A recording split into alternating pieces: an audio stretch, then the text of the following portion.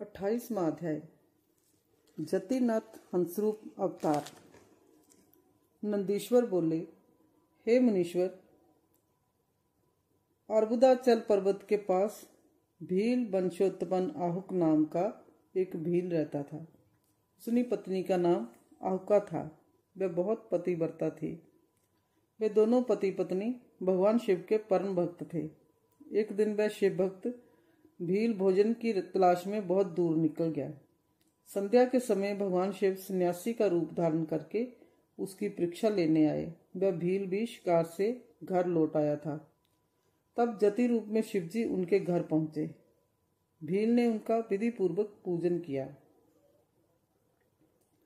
इस पर जतिनाथ बोले, हे भील, मैं रास्ते से भटक गया हूँ और आस पास जाने का मार्ग भी नहीं पता चल रहा है, क्योंकि शाम हो चुकी है। अतः आप मुझे रात्रि के लिए आश्रय दीजिए। सुबह होते ही मैं जहाँ से चला जाऊंगा। जतिनाथ के वचन सुनकर वह भील बोला, स्वामी, मेरे घर में तो बहुत थोड़ा सा स्थान है, आप जहाँ कैसे रह पाएंगे। भील की बात सुनकर वह चलने लगे। तभी भीलनी ने भील से कहा, स्वामी, ये मुनि हमारे अतिथि हैं। अतिथि तो भगवान का रूप होता है, इसलिए आप इन्हें यहीं रहने दीजिए। आप दोनों घर में रहना और मैं बाहर रह जाऊंगी। अपनी पत्नी के वचन सुनकर भील बोला, तुम घर के भीतर रहो और मैं बाहर रह जाऊंगा।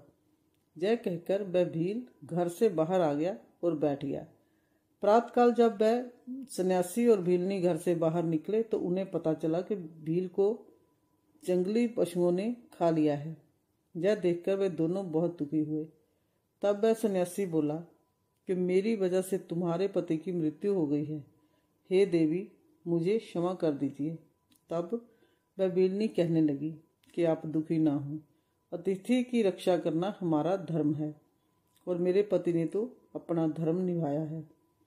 यह कहकर उस भीलनी ने चिता तैयार की और उसमें अग्नि प्रज्वलित कर सती होने लगी। उसी क्षण भगवान शिव वहां प्रकट हो गए और बोले, तुम धन्य हो, मैं तुम पर प्रसन्न हूँ। तुम अपनी इच्छा अनुसार वर मांगो, मैं तुम्हारी इच्छा अवश्य पूरी करूँगा।